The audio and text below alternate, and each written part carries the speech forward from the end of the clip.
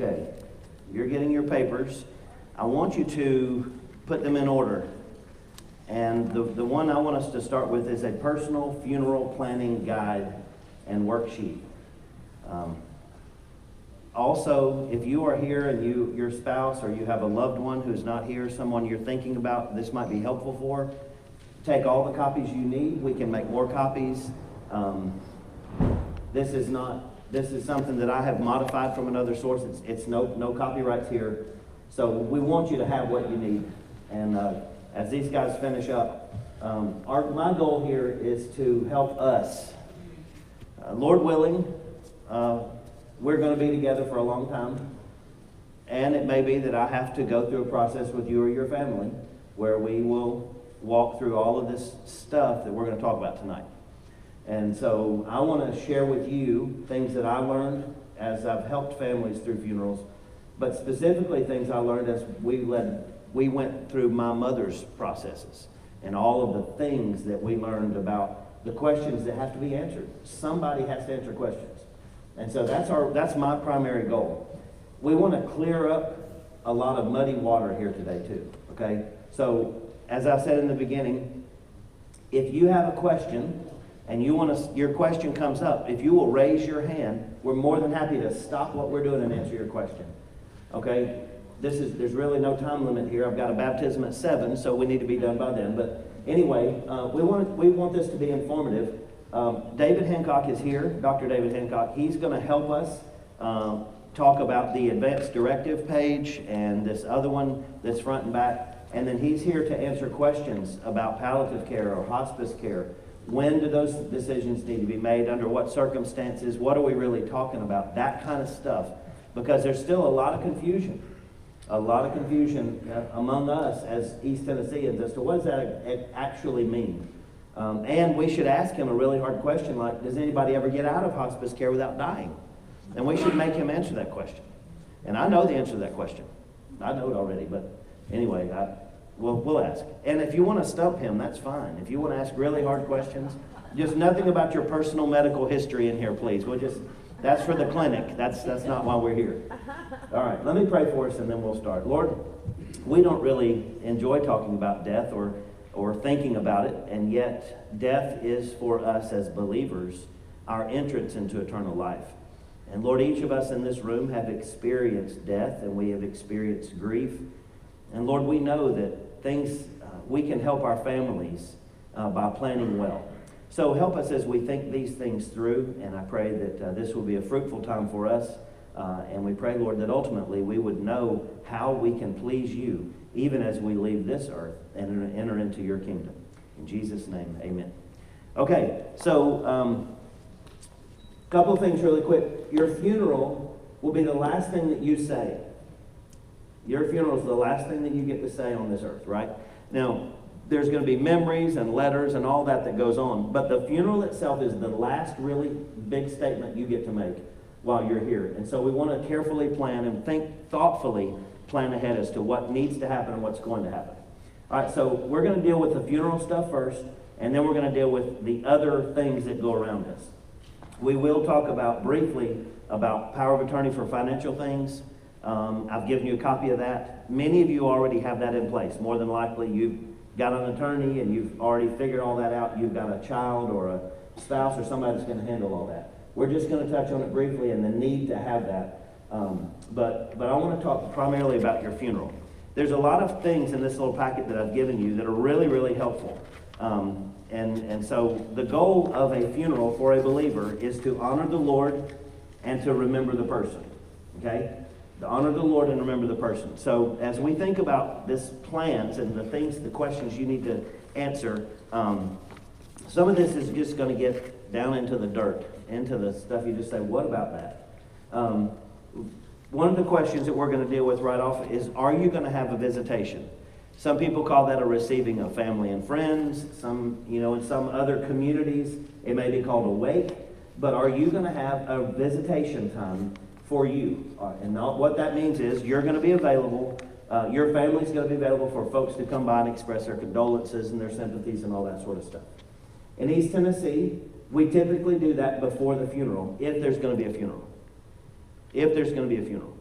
We typically do it before. We recently had Jim Vandergriff's here, and his body was here. We're going to talk about that in just a moment. But it's an opportunity for people to come and speak, say hello, cry with you, share memories, and all that sort of stuff. So you need to decide, are you going to have a visitation? And if you are, then where?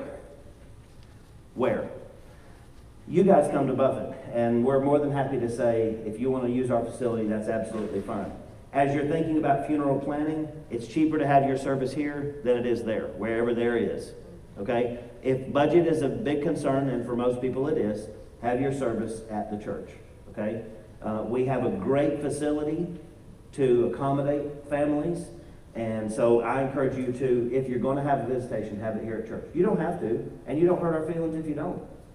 But it's here, and it can be used for that very thing. Some people do it at a funeral home. Typically, that's a traditional mindset. We go away from church and home. Years and years and years ago, we set up with the dead, and we did everything at the house, and the funeral home would bring the chairs out and all that sort of stuff. We don't do that anymore, and aren't you glad, right? I never think about that without thinking about Ray Stevens. He's got a song called Sitting Up with the Dead. If you've never seen it, you need to get on the internet and watch it and just giggle and laugh because it's hilarious. Another thing, Jerry Clower has a story about sitting up with the dead. That's really funny too. Anyway, two of Jerry Clower's friends took the dead man across the street to the bar because they were bored in the middle of the night, and a fight ensued, and anyway, it's just funny. All right. Thinking about remains.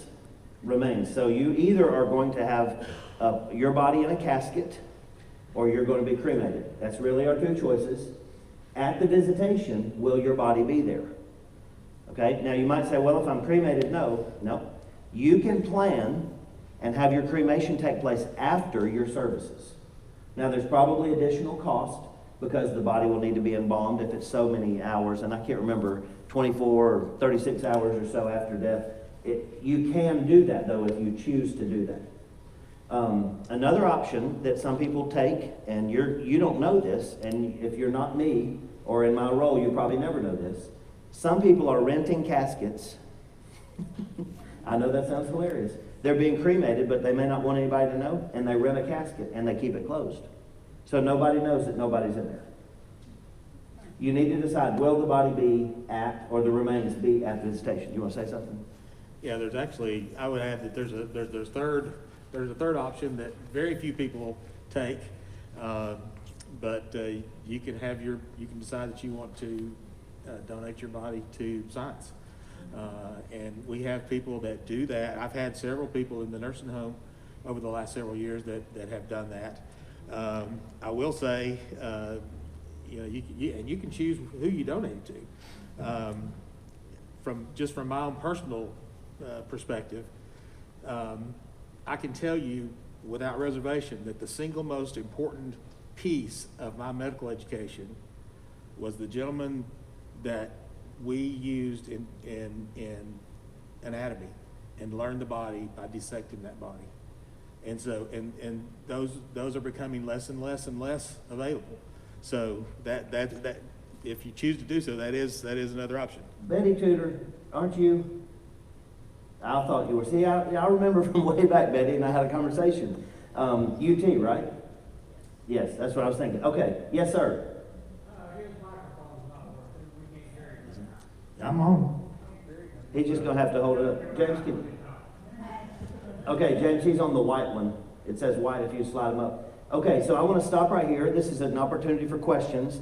Cheryl over here recently lost both of her parents in the last year or so. And she has experience with what you were just talking about. What was the name of the agency? I went through it in Memphis. It's called Genesis Legacy, and they handle everything. You don't pay for nothing. They even pay the viewing fee at Gentry Griffey for my dad and I to go see my mother. They handle it all. Then they'll send you a letter, and it's like they were writing to me what they did to help medical science. My dad helped orthopedics. They were very interested in my mother because she was a 48-year cancer survivor without chemo or radiation. They wanted to see what was different about her body that did that.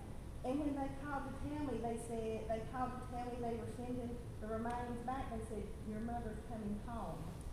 And they just made it so personable. Then they'll ask you to send a picture, and they have a memorial each year at the same time. And you can go online and they'll show their pictures along with everybody.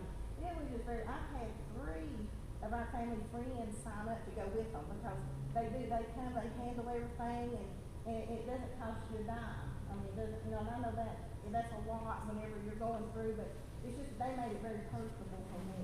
And like I said, when they sent the letter, it was like my parents were writing to me, and I mean, it was like 4 pages, single spaced.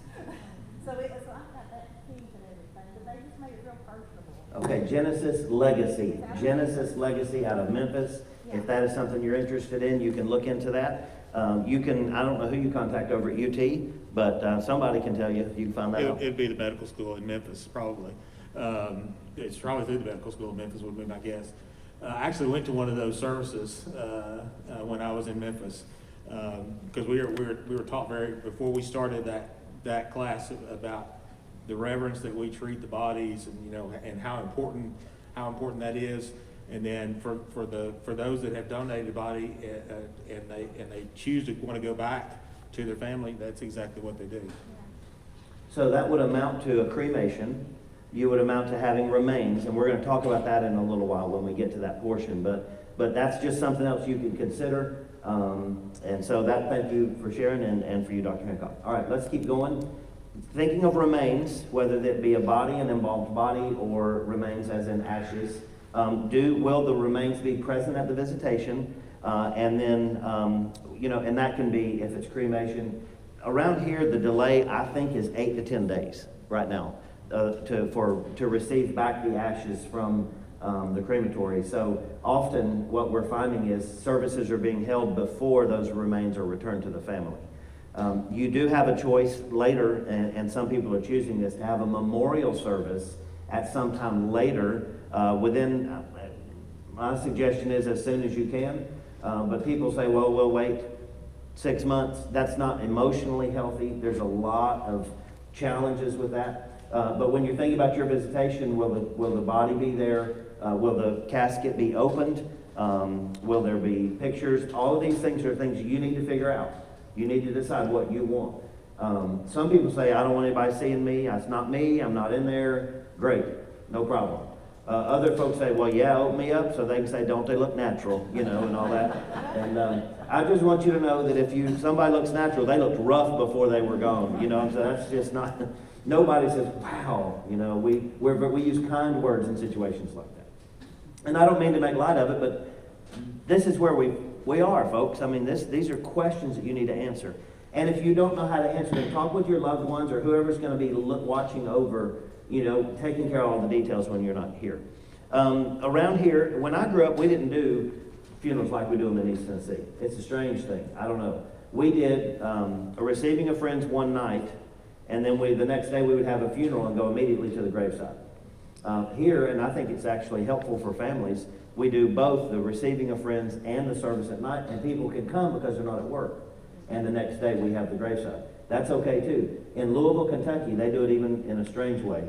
They will have 2 days of visitation. And I don't mean like 2 or 3 hour days. I mean like 2 8 or 10 hour days of visitation. And the family waits at a cemetery or funeral home. And then they go through the process of service and then burial. That's hard on a family. So I don't suggest that. Time of the visitation of receiving of friends, don't stay too long. Too long is too much. And too short is too little. And I know that sounds like I'm just being redundant, but there really is. Somewhere between 1.5 hours and 2 hours is just about all your family can handle. And remember that they're the ones they're the ones who are suffering in those moments. They're the ones who are grieving in those moments. So as you make your plans and make your wishes known, be mindful of them. If you're making this for you, you're not going to be there. So be aware, how you can do that for them. Some people have also gone to only a visitation and then a graveside. And that's okay too. There are circumstances where I recommend that. Generally, they are for people who are extremely old. They've outlived everybody. Literally, they've outlived all their friends, all their family, or they have been out of public circulation for a long time, 3 or 4 years. And sometimes we recommend just having a visitation and then just have a graveside the next day. What you want is up to you. No, there's not a right or wrong here. The only wrong is not having anything. Now, I'm serious. You, for the sake of your family and friends, you need to have something. There's a concept called closure, and your family needs to know this is the end. And we do the end we come to that end by honoring the Lord and remembering the one that we love so much, and then we go as far as we can go with him. It's a cemetery or, whatever it might be. So I do highly recommend you do something. As far as pictures, let me just tell you this. A lot of you have smartphones, but you don't use them. If you want pictures that are good pictures, you better get busy taking them. Isn't that right, Katrina? I don't mean to make light of this, but if you may want to have some say-so in the pictures that are collected together that will be displayed on screens or on television, wherever you are. This is something to be thinking about. You need to take pictures. And you need to have pictures made of people, friends, family, before they get to the end. You want to do that. You don't want to remember the end. You want to remember the times when you were playing and eating and enjoying and visiting and birthdaying and all those sorts of things. So just be mindful that there will be pictures. You might, on a display at your visitation, place your Bible. You might decide that your Bible is the one that you want open right there, beside on a table, or whether you're cremated or not. And then this thing says under displays video. Around here, we do that for you. The funeral home will charge you. Now, I'm not trying to rip the funeral home off, but we can do it just as good as they can. And we do it in a manner that is here. We know exactly what we're doing. So if you want a rolling, scrolling pictures and display, we will handle that for you. If you will tell your loved one to bring those pictures to us within a day or so of the service, we'll take care of it. And we can make sure it happens well. And choose the music that you want to have with it. Yes. If you want music. Yeah. We're gonna have to deal with music for the funeral here in a minute, but that's another thing. Jim Vandegrift had specific requests for the music played during the visitation. And so some people are very, very specific about what they want. Some people say, I never even considered it, just play whatever. If you don't have a preference, we play instrumental hymns. We play it low and quiet, and it's just rolling in the background. Some are strings, some are piano, but it's an instrumental hymn or praise music. So we do that for you. Okay, the service itself. Typically, services are at church. We're seeing less and less happen in funeral homes. But it's okay to have it at the funeral home, no problem. Be mindful that if you think you're really, really popular and you're going to have like hundreds, you probably need to have it in a church, because none of the chapels around here in the funeral homes can handle more than about 100 or 150. But you can do it here. Again, we don't charge for funerals, and we clear our calendar. The only thing we will not bump on our calendar is a wedding that has been planned for more than 5 months and a Sunday morning service. Everything else gets wiped away for funerals. We'll do whatever it takes to have a funeral. We've had several lately. We've bumped 3 events for funerals lately. And those folks weren't real happy, but I said, sorry. Reschedule. Anyway, the service. We're going to talk about the service. Typically, again, here in East Tennessee, typically our funerals are at night. They don't have to be. They can be whenever you want them to be. The graveside is what you're not in control of, but the worship service, the funeral memorial service, whatever you call it, it actually is up to you. Will you have your casket there? Will you have the urn there? All those are questions you need to answer. Will the casket be open? Now, here's a question that I have to answer a lot. Do you want the casket open or closed while you're preaching? It doesn't matter to me. In my opinion, it's better to close it. Because you know what people are doing? They're focused on that. And they're not able to hear and listen to the tributes and to the sermon, the message, the prayers. They're not. And so my recommendation is, it's not a rule, my recommendation is close the casket before the service. It's a simple little thing. The funeral director will take care of that for you. But that's my personal recommendation. Do you have an opinion on that? I would agree that taking that focus away from particularly grieving family, they're usually right here at the front, is probably a good idea. Okay. One more thing about the casket. In the case of Mrs. Holt, we traveled with her body to Springfield, Tennessee, and there were many people in Springfield who could not make it to the funeral the night before here. And so at the graveside, we opened the casket. Her sister was there, and cousins, nieces, nephews, all that sort of stuff. It's an unusual thing. There's nothing wrong with it, just unusual, but it can be done. And so you can consider that as well we're going to go with your body somewhere else. If I know that our friends up here are going to be transported back to Mississippi, this is a question you might want to think about. Are you going to have any kind of service there where, here or there? If you're from out of town and you're being buried, are you going to have services in both places? These are questions you need to think about. So just be mindful of that as far as that goes. All right, I think that's it. Now, on the casket, generally what we're seeing is of the men who have served, and I'm not trying to slight you ladies, but you're not the generation who's been in the military. Of the men who are passing away who have been in the military, we're seeing flag-draped caskets, which is a very, very normal thing, but it's not a required thing. It's an optional thing for those who have military experience. You can have flowers. Recently there was a quilt. Herb, wasn't there a quilt on one recently we went to?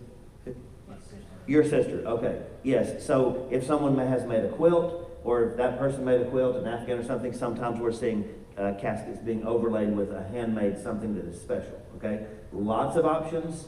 If you don't care, let your children or whoever decide. If you have a preference, let them know what it might be. Any questions so far about where we are? Okay. Do you have a favorite Bible verse? If you've ever been a part of a service where I have been the one who's led the service, I will ask you, is there a favorite Bible verse, a favorite Bible story, something from Scripture that seems to have resonated with the person, with the deceased? Okay? If there's something special to you and you want it as part of the message, let us know. You need to let somebody know. Write it down on this form or something. Jim Vandergriff strongly identified with the thief on the cross. That's what he was talking about. And I don't know if you remember, but when you opened up the bulletin, it was that scripture from Luke was right there, because that's what he wanted, and that's what Ann and Missy recognized as something that was very significant for him. So that was there. There was no question about it for them. If you have a particular passage of scripture, maybe one of the Psalms that has just ministered to you and you want it read, write it down. That's what this is, a worksheet. Make your notes, write it in here, and just fill that out, whatever you might want to do. Okay, then the next thing in this packet is a bunch of scriptures. These are typical or traditional scriptures used at funerals. Okay? It's not that other scriptures aren't appropriate or applicable. It just means that these are the traditional scriptures when you think about going to a service. They're split up into Old Testament and New Testament. Then we're going to think about, for thinking of the service, we're thinking about hymns and songs. What songs do you want played? Who do you want to sing? Do you have a particular hymn or a particular something that you have decided, this is what I want? We get this a lot, a whole lot. We'll get, I want this song played, or they love this particular song, and we'll call and I'll say, David or Dustin or whomever, we need this song, can you do this song? A funny story about one of those. When Joan Morris's husband died, Arnold was his name, Arnold loved Southern gospel music, and so she would take him to see the Gaither groups when they would come through and all that. Well, when I talked with her when Arnold had passed, she said, I want David Oxendine to sing He Walks the Dark Hills Alone. And I said, Joan, I don't know that song. And she said, well, Arnold loved that song, and it's a Vestal Goodman song. And I said, okay, I'll call David Oxendine. And I said, Doc, hey, this is what we need. And he said, I don't know that song. And I said, well, Arnold wants you to sing it. And he said, I'll go learn it. And he did. And David Oxendine learned that song. We went over to whatever that funeral home is in Sevierville, and David did it. I'd never heard it. And it's about Jesus walking the hills and the valleys with people. And so we get those requests. There's nothing wrong with that. But you need to write it down. You need to say, I want this song. As your pastor, I will not allow some songs to be played at funerals. Just not going to do it. Okay? Especially not if it's in this building. I have done funerals and heard some of the craziest stuff you've ever heard. But in this place, we're going to worship. In this place, it will be respectful and orderly, okay? I heard there's a song about Dale Earnhardt when he died. You may not know this. There's a song that somebody wrote after Dale Earnhardt died. And it's a country music song, as if you could imagine that. And I did a service, and at this particular service, this man came up to me and said, we were at the graveside, he said, I'm going to sing a song for, I think it was an uncle or a cousin or whatever. And I said, that'd be good. He pulled out his guitar, and he said, and my brother's going to sing with me, and they were twins. One of them played the guitar, and they both sang, and they sang this song about Dale Earnhardt at the graveside. Well, I didn't know what to do. I mean, you can't just stop it. I mean, everybody's right there. And so we listened to a song about Dale Earnhardt. I've got stories. I've got them. Please honor the Lord in your song selection. And if you want somebody to sing, go ahead and tell them. David's got people who've already said, now when I die, David, I want you to do this song or that song. In fact, Ms. Holt was one of the ones that we knew from a long time ago, right? Right. And if you want something that's off the beaten path, whoever that is, please tell them. Because I've had the same thing happen to me. Let's see, Dot White. When Dot White passed away, she wanted me to sing I Won't Have to Cross Jordan Alone. Never heard the song in my life. I learned it for her, and I was happy to do it. But I had like a day to go find it first. And where did I find it? Dave Knoxnide. He had it in one of those old books, and then he had it in his music room.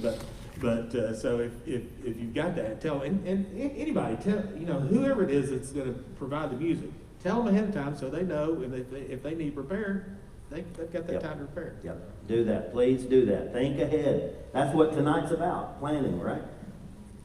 The next page starts out with soloist, and here we are. If you want somebody in particular to sing, we want you to go ahead and notify them. Be mindful of this. And I told this may apply for you, and I'll see if I can explain it. My dad wants me to preach his funeral. And I said, Dad, no. And he said, well, I want you to. And I said, no. And he said, you're my son. And I said, yes, I am your son, and that's why I'm telling you no. I said, Dad, I'm going to be grieving, and you want me to stand up and preach for you. I said, I'm not doing it. I said, you need to find your own pastor, let him preach, and let us grieve. I say that to say this. The same thing's true as soloist. If there's a cousin, a granddaughter, a grandson or something in your family, you want them to sing because they have a voice like the angels. Remember, they are grieving too, and that may be a very awkward and difficult thing for them to accomplish in that moment. So be aware of them, okay? You also don't want to have somebody cry and bawl all the way through something, and they become a spectacle, and it's embarrassing for them, and it has missed the mark for you. So just be aware of that, okay? I'm just telling you, this stuff happens. We're going to get to another thing about that here in just a few moments. Do you have someone that you want to speak at your service other than your pastor? Is it a neighbor, a longtime friend, someone who shares stories, a coworker, something like that? You need to go ahead and figure that out, whoever that's going to be. I'm seeing less and less. I'm seeing simpler and simpler and simpler funerals as we go. And I actually think it's a good thing. But if there's somebody who you want to speak specifically, go ahead and tell them, hey, at my funeral, will you say this or will you say that? I've made a note here in your notes, and it says this: open invitation to speak at the funerals are not recommended. I call them open mic nights. They are not recommended at a funeral service. Does anybody want to say something is never a good idea in a group. It's just not. Especially when we're trying to be respectful and honor the Lord and remember the deceased. Just not a good idea. If there's somebody that wants to speak, encourage them to do it at the graveside. The graveside is a much better place. The graveside is typically a much smaller group, and it is a more intimate group, and that's a much better place to accomplish that. So I discourage just open, hey, anybody want to say something about Patsy Strandberg? I mean, and people may just pop up all over the place and start talking about it. Or they may not, and then it's awkward. I'm telling you, it works both ways. It's one of those things like, if you're a good attorney, you never ask a question in court that you don't already know the answer Yes. to. So you don't want surprises Yes. in this kind of a setting. Yes, I've seen some nasty stuff at funerals when they've been, you don't know who's gonna stand up, and you don't know what they're gonna say. What's that? Maybe somebody that's owed money, you never know. So I just discourage that. I can't tell you no, and if that's your wishes, we'll do it. But let's don't. Let's don't. All right, funeral home preference. You need one. You're gonna need one. There's one or two that I recommend in town. If you already have a funeral home that you've already prepaid or you already have a relationship with, stay with them. No problem at all. If you don't have one at all, ask around people who've just been through it and ask about their experience. And somebody brought up a little while ago, it doesn't hurt, and this is going to sound strange, it doesn't hurt to price shop. Because there are different rates for different things.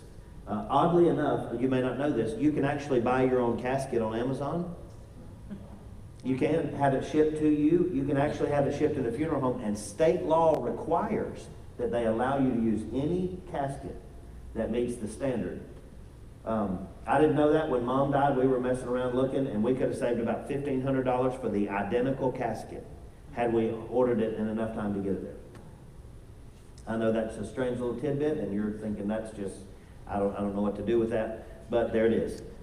But you do need to consider, if money is an issue, and for most of us it is an issue, you need to consider, hey, do I need all these things that they're trying to sell me? Do I really need that locket that I don't have anybody to give to? And do I really need this special memorial quilt that I'm going to saddle my children with? And then who's going to have it? And can they ever get rid of it? And all, I mean, it's a burden. You don't want to burden the people that are remaining behind. You want to lessen their load, not make it heavier. So be aware of all that sort of stuff when you're thinking about a funeral home and what you actually want and need. Okay? Okay, let's get to this. What are they going to do with your body? Are they going to embalm you or not? And then are they going to cremate you? You don't have to be embalmed, but you do have to get in the ground in a certain time frame. And I want to say it's 36 hours or 48 at the max. I think that's right. Something like that. The embalming process lengthens the amount of time that between your death and your burial. It gives you more time. Okay. Some people have I don't know that it's a religious preference. How would you say that? They don't want to be embalmed. They think there's something about it. They just, when they die, they want to go in the ground the way they are. You need to decide about that. By the look on most of your faces, it doesn't matter to you. Embalm you, get it all done, that's fine. But, and you'll never know if somebody isn't unless you ask. I think there are actually some religions that prohibit embalming. Yeah, so probably Jehovah's Witnesses, Muslims. I know Muslims do. Anyway, you need to decide. The other option for you is cremation. And as you're thinking about cremation, I want you to know this. If money is an issue, and I know that some of you in this room have had to do this process for a family member, if cremation is the option, you do not have to use a funeral home at all. You do not have to use a funeral home at all. You can go from the death and being pronounced and paper signed or whatever you call it. Who does that? Doctors or something? Yeah, physician. So a physician's going to have to declare you dead, pronounce you. You can go from that directly to a crematory, and the crematory can handle the rest. Nancy Greenwood, she passed, 6-8 months ago, Wanda's mother. She had pre-planned all of that with the crematory before, I think it was 10 or 11 or 12 years ago. So that when she passed, the family came in and visited with her, visited with each other there for a little while, and the crematory picked her up. It saved them lots of money to do it that way. There is a crematory here in town, and I don't know where it is. They actually have the ability to do a service, so to speak, and they have a room where the family can gather, and then the body is taken out of that room, and they can kind of see it go through some double doors. You don't ever see anything that would be bothersome or anything like that. But again, we talk about this closure thing. We need to see the end. And so there is that ability here in town. Yes, sir? And on Middlebrook Pike. There is one on Middlebrook Pike. There are several. Gentry Griffey is. There's one on Middlebrook. There's one in Mohawk or Mossheim that several of the owners of the Knoxville funeral homes came together and bought together and built so that they would all share. There's not enough, oddly enough, there's not enough right now to turn them over quick enough. All right, any questions? We're going to talk more about cremation in just a couple of minutes. Okay, so those are your choices: embalm or not embalm, cremate, or again, I said you could cremate after the service. I would imagine that could involve embalming if it's not quick enough, though. That would be an addition. I don't want to make this about money, but it would be an additional expense to go through an embalming process and then go through a cremation process as well. But if that's what you want to do. Burial wishes: bury in the coffin or urn in the cemetery. Let me speak to cremation here for just a moment, and we may come back to this again. We get this question a lot. I don't know if you get it, David. I get it a lot. Is cremation okay in the life of the believer? And I think there's a couple of things I'll say to you. The first thing is the Bible says that we're from ashes we came and from ashes we will return. There in the book of Job, ashes to ashes and dust to dust. The Lord has given, the Lord's taken away, all that sort of stuff. All that's there. We see it in the Genesis story. Cremation speeds along the process of getting back to ashes. In the end, with a healthy biblical worldview, we know that the Lord Jesus is going to give us a glorified body and that somehow there's going to be a resurrection. Now, we don't understand that. You say, well, of course we do. Those who are in the ground are going to be resurrected. Well, what about those who have been buried at sea? What about those from 200 years ago and before who there was no embalming or no nothing? Their bodies were laid in the ground in the Civil War in a mass grave. Or you look at all those sorts of things and you start thinking, wait a minute, how is God going to resurrect all of us? Right? World Trade Center. Yeah, there you go. I mean, bodies that have never been found again. So we have this idea of cremation, and I want to tell you where I think cremation is okay and where I tell you cremation is not okay. The first thing is, cremation is okay. I don't see there's any prohibition in the Scripture. None whatsoever. I think it's okay biblically as long as you have a biblical worldview about where you are. Where you are. If you are a person who says, I'm going to be cremated and have my ashes sit on the mantle at my daughter's house so I can be with her, that's not biblical. You're not there. Now, you may say, some of you say, well, I've never thought of it that way. There are people who are needing that constant idea of companionship, and you're not there, you're in a box of ashes, right?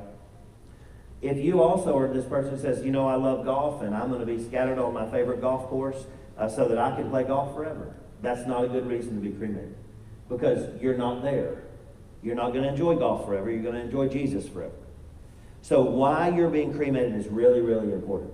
If it is, I'm going to be cremated and then my remains are going to be buried at the family plot or at the cemetery down the street, no problem. But if somehow you think that you're going to be able to be there after you die, then you need to get a healthy understanding of what death really is and what Jesus has done for us. Does that make sense? So your children, grandchildren, and all who are affected, if they're going to wear in a locket around their neck your ashes, you need to help them understand who Jesus is. Okay? I'm not trying to make light of this. This is very, very serious. And some of you kind of make an ugly face because you think, oh, I can't believe that. Listen, if you go to plan your funeral, they're going to give you that option. They're going to give you that option. My suggestion for you is if cremation is what you need to do or want to do, find a burial spot.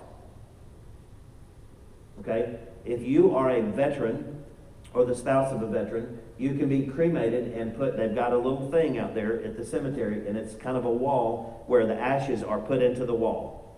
It's a little thing. It's kind of like a mausoleum but on a tiny scale. Okay? And so it's okay. No problem. That's where your ashes are. That's the end. Grandkids can come by and say, granddaddy's over there or grandmother's over there or whatever. But granddaddy's not on the mantle. And when we move, granddaddy's not on the airplane with us.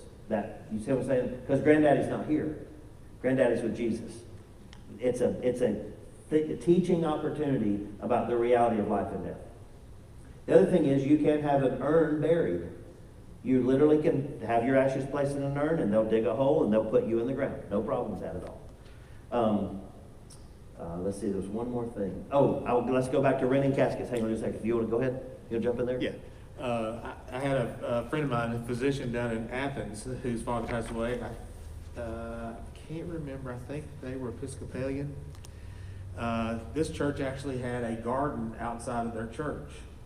And after the funeral service, the pastor went out, he put a little thing down on the ground, kneeled down, he dug a hole in the garden, put the ashes in there, and they just had little markers, and that was their tradition down there. But there again, they've got a specific place. They've got a place. That's good. I have heard that also for babies, for miscarriages and things, that some places have a garden, maybe in cemeteries, and it's a place. It is a place. You understand, you need a place. You don't need a place, but your children and grandchildren and your friends and family, they need a place. I told you that cremation's okay. I want to tell you why cremation's not okay. All right? Closure is a terrible thing to not ever have. And when you have to cremate somebody, maybe it's financial or maybe it's a choice on their part, that is a difficult thing for those who remain to process through. It just is. You say, well, what difference does it make? It makes a big difference. When they don't understand all about who we are as people, and they don't understand who Jesus is and about a resurrection, all that sort of stuff, not having a place where they're in their mind and their heart, they can say that is where that person is. Their body's there. That's a very difficult thing to overcome psychologically and emotionally. If everybody's mature, okay, but not everybody's mature. And I'm not judging people here. I'm just telling you that it's good to have a place. It's good to have we need a home. You need to know where you came from. Have you ever heard that? Everybody needs to know where they came from. They need to know their mom and their daddy. They need to have their origin. They need to know where they're going on from as well. Okay? So that's that. If your ashes, if it's your desire to, be spread out somewhere, and because you love the mountain, Mount LeConte, I'm going to go up and see Granddaddy. No, you're not. Teach your children and your grandchildren, your loved ones, you're with Jesus. It's just a body. Paul called it this earthly tent. When our earthly tent is torn down, we receive a clothing and a new body made from incorruptible things by the hand of Jesus. So be sure you're living out what you believe. It's really, really important. One more thing about urns. I told you can rent caskets. You can rent caskets and put your ashes in the casket as well, and then nobody needs to know. I did a funeral. I've done several like that, actually. But there was a baby that died, and the husband and the wife, the parents, did not want anybody to know they had cremated their baby. And so they rented a baby casket. It's about this big. Gentry Griffey has it. It's a little white casket. It'll break your heart looking at it. Just looking at it will break your heart. And they placed his ashes inside of that casket for the purpose of the funeral. And then when the funeral was over and everybody was gone, the funeral home folks got the ashes out, and at the right time, the family went and then buried the ashes. They weren't ready for that, and so that's what they did. Now, is that deceptive? No. It's private. That's what that is. It's just private. It's not deceptive. No, for all anybody ever knows, that child is in that casket in the ground. Well, the child is in the ground, just not in that casket. And Gentry Griffey does have those. Gentry Griffey handles most babies in this part of town. When a baby dies or a young child dies, Gentry Griffey is the one that handles most of that. And if I'm not mistaken, they do it for free for infants. They offer their services free. Either do it free or yeah. cost. Yeah. For years and Bridges years, did that too. Rose and all that, we experienced that. Yeah. No charge. Yeah. And very, and I know Rose changed Yeah. things and it's different now. Yeah. There's a lot here. I know there's a lot to process, but these are some things you need to think about. Okay, something I've never seen happen is there would be a burial before a funeral or a burial before a visitation, but it does happen. In those cases, it's when there's a schedule that needs to be kept. Specifically, the only case I'm aware of in our area is at the veterans cemeteries, where we've got to keep a record. They do not bury people on Saturdays or Sundays. And they have a strict time limit on when you can get in there, when you have to be out there. In fact, the earliest funeral I ever did was last year, and it was at 9 a.m. in the morning. And that's because that was the time slot open at the Veterans Cemetery, and so we did the service at 9 in the morning. It was snowing. It was snowing, and we did the service because they needed to get it in, and I actually think it might have been a holiday weekend or something, and so that was actually going to be 3 days that they were not opening the ground. So just be aware, the possibilities are there. All right, grave marker. Are you gonna have a grave marker, or is it gonna be a standard thing? Some cemeteries are all the same. It's that brass or bronze, whatever that thing is on the ground, and it's got the vase holder on it. Some of them don't have the vase holder. Some of y'all are old enough to remember Decoration Day. Yeah? Or your country enough to remember Decoration Day. These young whippersnappers don't know what that is. If you have the vase holder on there, then you can put flowers. If you don't have a vase holder, which I think is an option, then the flowers will just sit and then be thrown away or kicked over or whatever by the lawnmower crew. Just be aware, there's a marker, there's an expense here. If you're in a cemetery, you already have bought a big marble marker or something, remember there's expense in finishing the dates or all the stuff that is necessary and needed there as well. Okay, if you've made those arrangements, write it down. Let your family know. Let them know that you've dealt with Breimer Monument out there on Asheville Highway, and they're gonna take good care of you. Just make sure that you're giving all your information to your family. And then there's some stuff here under grave marker. Name, how you want your name written. Birth and death dates. Ladies, your maiden name, if you want your maiden name on there. Do you want a graphic? Do you want an image of something? Do you want a particular scripture or part of a poem? Anything like that. If you are a veteran, do you want military honors on that particular thing? Now, if you're at the veteran cemetery, you don't have a choice. You have the choice. I mean, you choose what symbol for your Christianity, and I think you get to choose what the wife is on, the spouse is on the back of those things, right? But if you're not in the veteran cemetery, you do have choices, and you'll get to choose. You're paying for it, of course you have choices, right? Yes, sir. Anybody with an honorable discharge is eligible for that, Not just, yeah. Any honorable discharge is eligible. They're filling that thing up out there pretty quick. It's amazing how fast they're filling it up. Okay, yes, ma'am. And they told me for my mother to be married by now, I had to show the marriage certificate.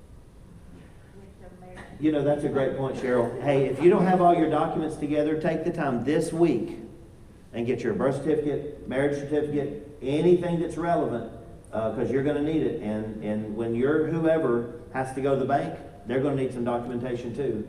Yes, ma'am. I'm living before that right now. If whoever you're working with, if they say, I've got all my stuff together, don't believe it. They will bring it. Yep. You. My sister told me, I've got all my stuff together, I'm still living. Yep. Do your family a favor and get your documents together. All of your documents, including this worksheet. Including this worksheet. Fill it out, write it down, make copies if you need to. Okay, let's keep going. Pallbearers. Pallbearers. This used to be a very common occurrence to have pallbearers. It would be 6, sometimes 8, typically men who would help the funeral home bring the casket in and then take the casket back out to the graveside. It is becoming less and less. We're not seeing nearly as much of this as we have in the past. You can do it or not. If you don't, they're going to get volunteers. I helped with Jane Leake. I was out there and were you with me? Somebody was with me and they didn't have enough folks and we just jumped in there and we carried her right out and got her body where it needed to be there at the graveside. The funeral home will do it if you don't have anybody. And often the funeral home will get the guy that runs the backhoe that dig the grave in his muddy boots and blue jeans and a t-shirt, and he will stand right there. And I'm not saying there's anything wrong with that, but if you prefer, write down your pallbearers. Nephews, close friends, people like that. Again, don't do immediate family. Your children should not need to carry you. Let the extended family carry you, okay? Remember, they're grieving. They're grieving, remember that, okay? If you want to, you can just do honorary pallbearers. And that's a list of special friends and family that have meant a lot to you, loved you, or whatever. That can be listed in the obituary. We're going to talk about that in a little bit. Or in the program, if you're going to have a program, you can list off honorary pallbearers. It may be, in those cases, typically they're, no offense, but they're too old or too unsteady to carry a casket across uneven ground in the cemetery. That's where that has arisen. You want to honor them and their friendship and relationship, but you don't want them to fall and break a hip while they're trying to tote you out where they need to take. Okay? All right, any questions about pallbearers? Okay, let's keep going then. Cemetery. Hopefully you already know where they're going to put your body. Write it down. If you have a section and site marker, write it down. Yes, your family can go to the office and find that information, but you're saving them a step. If you don't have plots yet, it's time to get them. You don't. This is something else. Now I'm going to let you in a little secret. This may sound silly, but plots are cheaper while you're alive than they are once you're dead. I'm not trying to make fun of this, but I can tell you right now, if you need to go buy a cemetery plot in Greenwood Cemetery, you're going to pay $4,000 plus per plot. If you buy them today, you can probably get them for $1,500 to $3,000 each. That's a significant savings. It's a significant savings for your loved ones, or for your $10,000 life insurance policy that's not even going to come close to covering your expenses. Do it now. Figure it out. Figure out what you need to do on that sort of stuff right now. Any of you going to be buried in a family cemetery somewhere? Anywhere? Any of you? Where are you going to be? Deep Springs? Okay. There's not a whole lot of family cemeteries left. Any of you going to the national park?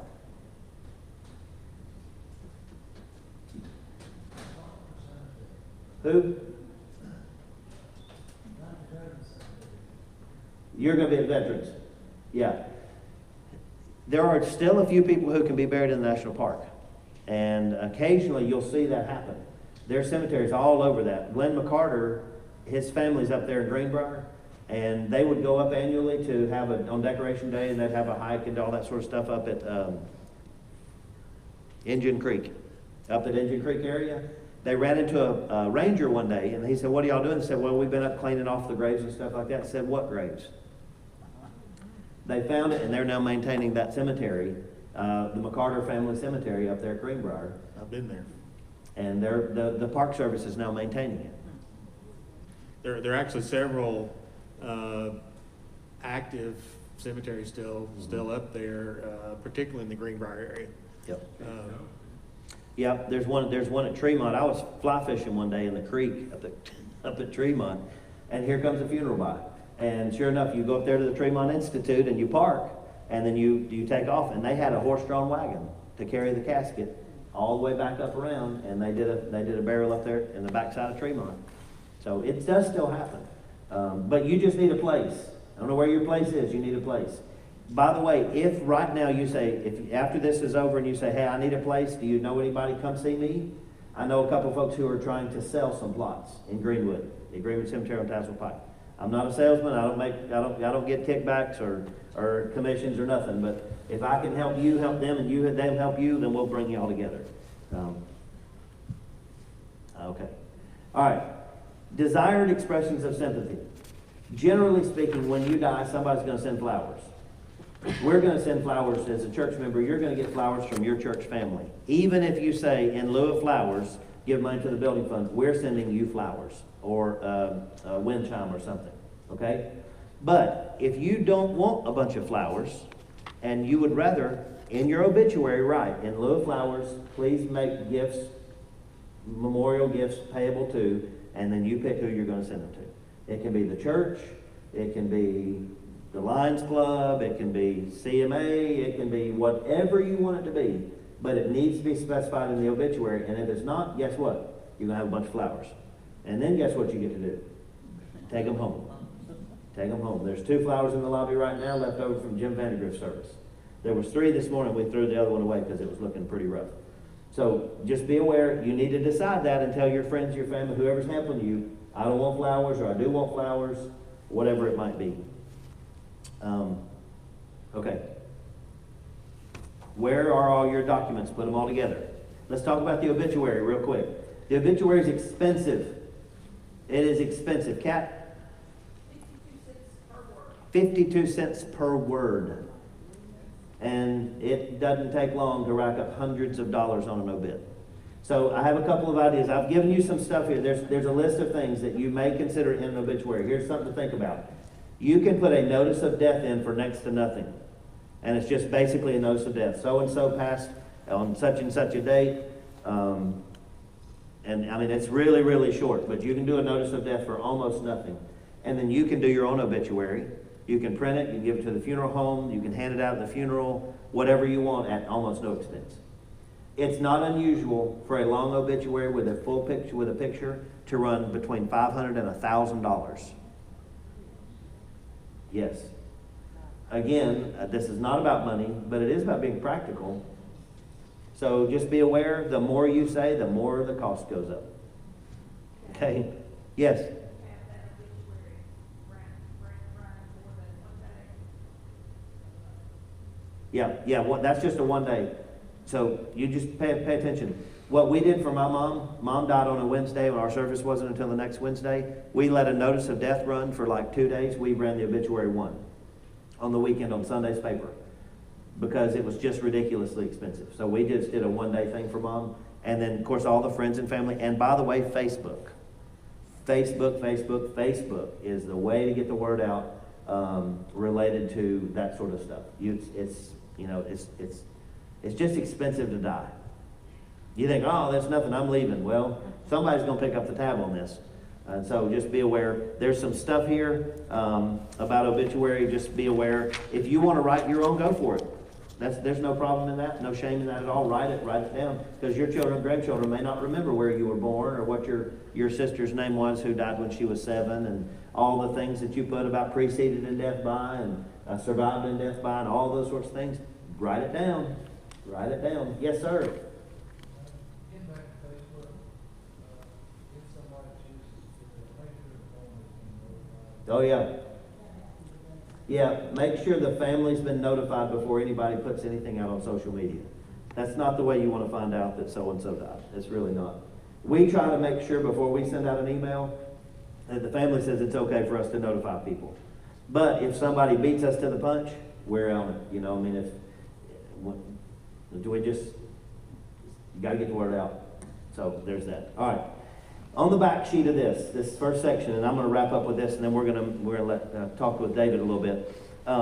Important documents and advisors. This is just a list of people you need to think about and documents you need to consider. The trustee of final expense trust, that may not be something you're familiar with, but who's going to handle your money when you're gone? That is a financial power of attorney, so to speak. It's somebody who will immediately have access to your finances, your checkbook, so they can pay for your services and all that. Somebody needs to be designated with that job. And Beth is here. Beth said she's willing to answer a question or two about this. But there are ways to do it, and there are ways you shouldn't do it. But somebody needs to be able to get to your money to pay your bills. By the way, you cannot prepay for the opening and closing of your grave. You cannot prepay for it. The last number I got was about $750, and it must be paid before anything happens.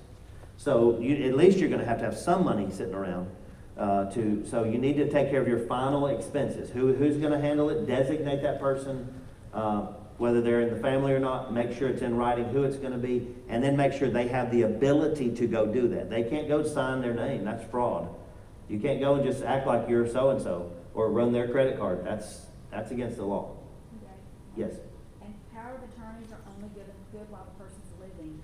That's right. A power of attorney, that's right. Good point. The power of attorney is only valid as long as the person is alive. As soon as they're dead, that thing is a useless piece of paper. Okay? So we're talking about arrangements after you're gone, how you're going to handle that. Yes, sir. Yes, ma'am, Adna. Did you have a question? I was going to say that I have already paid for her. You have? No. What you're talking about is something new, because I've never heard of somebody being able to prepay for opening and closing a grave. Wow. Yeah, maybe so. Okay. All right.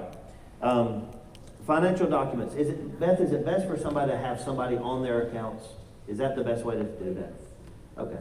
So it's best for you to have somebody already on your account before you become mentally incapacitated.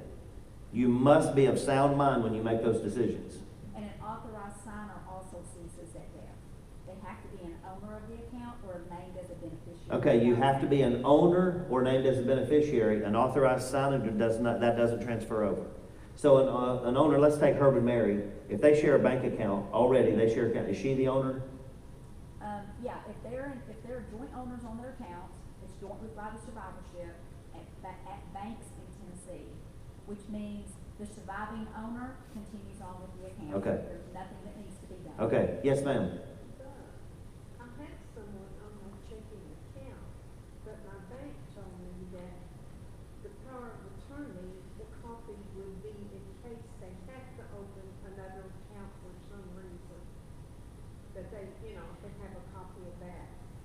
That would be But before this death. person that's on my account has the same access to my account that I do. Yes, that's right. A joint owner would have all of the same access. The power of attorney would give him the power to open a separate account for whatever reason. As long as you're alive. But he had to have the power of attorney. Yes, yes, as long as you're alive. I have power of attorney over all of my dad's finances, and I'm on all his accounts.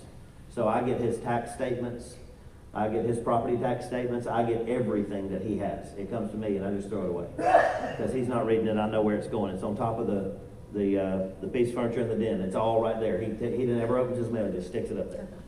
So I know where it is. It's the greatest filing system in the world. Yes. The bank will give you a sheet authorizing someone to be able to get to your finances. Yes, go to your bank. The best way for you to do this, go to your local bank, sit down with your account advisor or somebody and say, I want to make sure that everything's in place so that in the event of my death or my whoever, this stuff can go on to where it needs to go. And credit unions are different, they're regulated different, so check, Okay, credit unions are different rules at the credit union. The other thing is, if somebody just has stuff like, let's say at Regions, and, they don't really wanna put someone on the account, but while they're living, they want someone to have access to it through a power of attorney, we have just an in-house Regions power of attorney that they can do. We name the accounts that person's power of attorney on.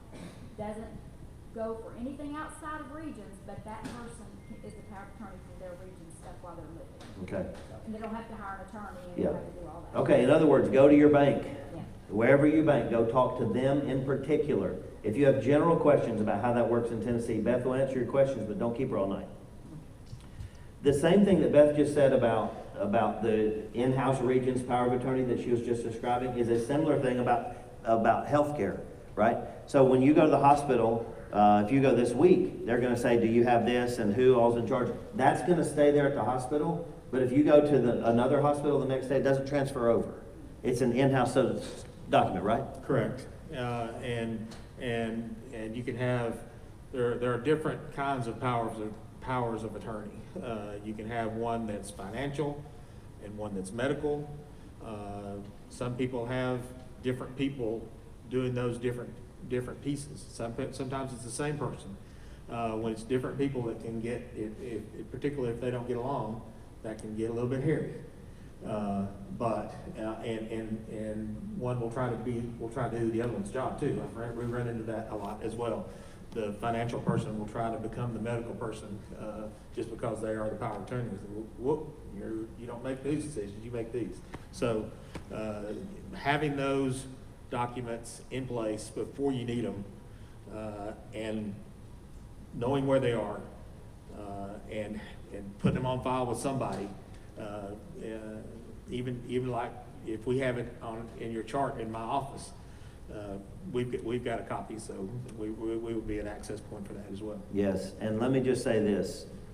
You need to have multiple copies, and at least one copy that is notarized needs to be off-site, somebody else's house, something.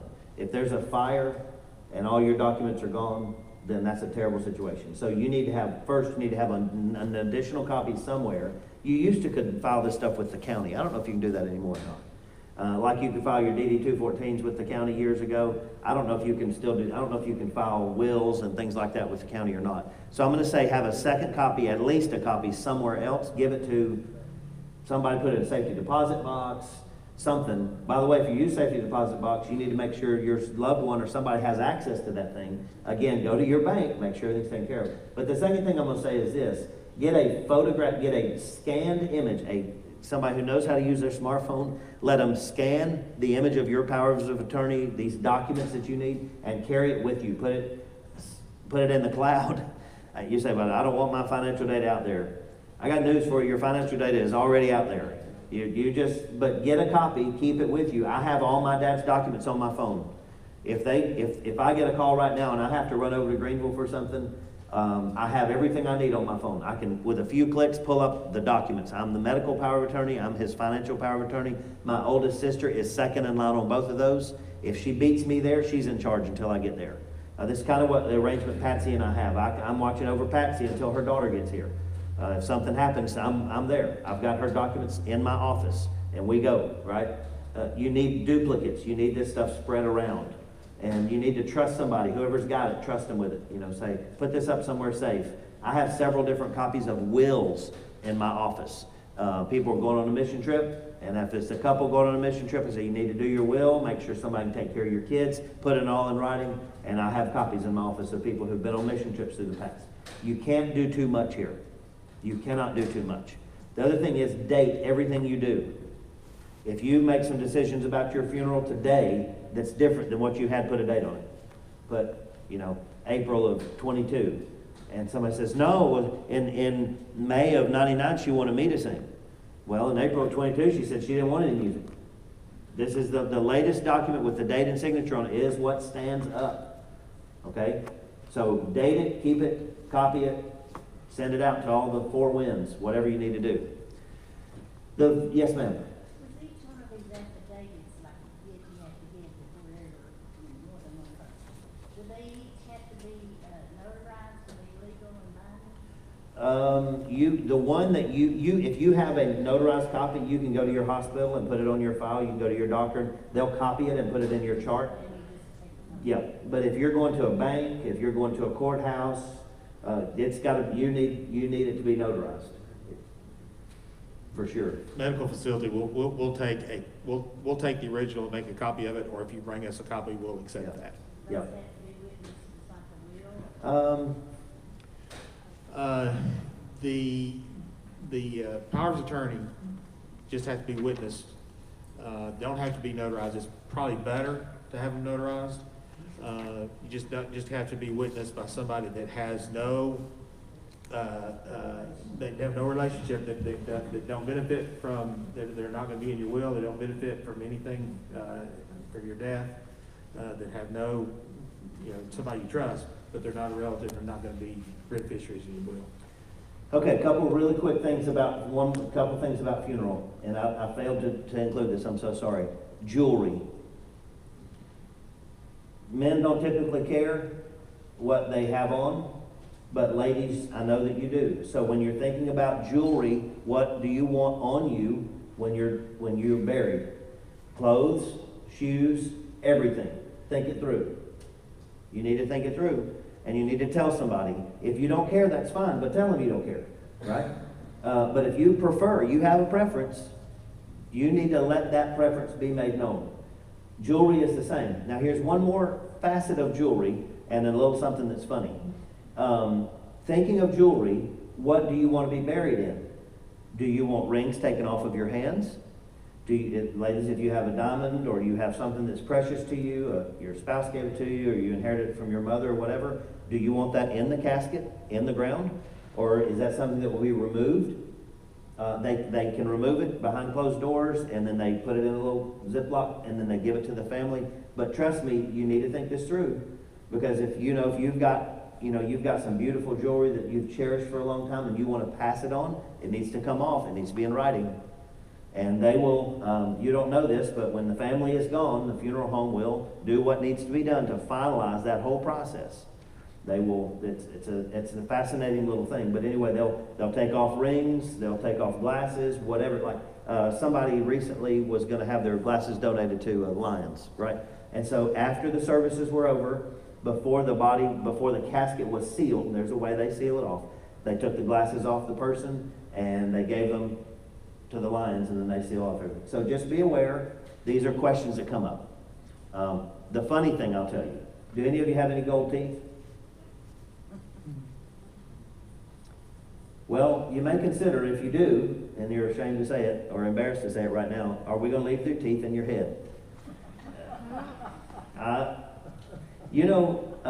It's kind of funny to think about, right? It's kind of like, oh, that's not an issue. It is a big issue. Gold is probably somewhere between $1,700 and $2,000 an ounce right now. And it is something that often is pulled out of mouths after the services, but before the casket is closed. That's not trying to scare you or cause you to have nightmares, but it's something to consider. Right, Mary Frances? Anyway. I'm just kidding. So just be aware that the stuff that is of value for you is there. Can I tell y'all something really funny that happened? We didn't know this at Vandergrift's service. I had no idea. I was delighted and just cackled when I saw what happened. Jim picked out his own casket, okay? And if any of you were ever around Jim, he always said, send money, send money. He always said, send money. Well, after the service was over and most of the people were gone, the funeral director came up to, I don't know if it was Missy or Ann or somebody, and there was a little drawer in the top of the casket that they didn't know was there. And so they said, did you know this was here? It's a place you put memories and things like that. Well, they opened that little drawer, and some of the folks came by and started putting pennies and quarters in there. And they did. And it just was hilarious to me because I thought, oh, Vandergrift got us at the end. He had a place for the money. And I wanted to put a card in there that said, you send money. You know, he's going to where the streets are made of gold and the gates are of pearl. I thought he could send us some money. But he really did. There was a little drawer in the top of that thing. Nobody knew it was there until after the service was over, the receiving of friends was there, everything. And then they said, well, did you know this is here? And I thought, good night. Right there at the end. I have seen people put things in a casket before. A man loved baseball. I saw somebody put a baseball glove and a baseball bat down in a casket. All sorts of stuff like that. Again, let me just tell you, there's nothing wrong with doing something like that. But just know that they don't know. They're not playing golf in heaven. They're not going to the ball field in heaven. This is the final thing. This is it. They're with Jesus, and there's nothing more important in heaven than Jesus Christ. So get a healthy understanding of life and death in the afterlife. And then, like I said, teach your children and your grandchildren. That's more important than anything else. Yes, ma'am.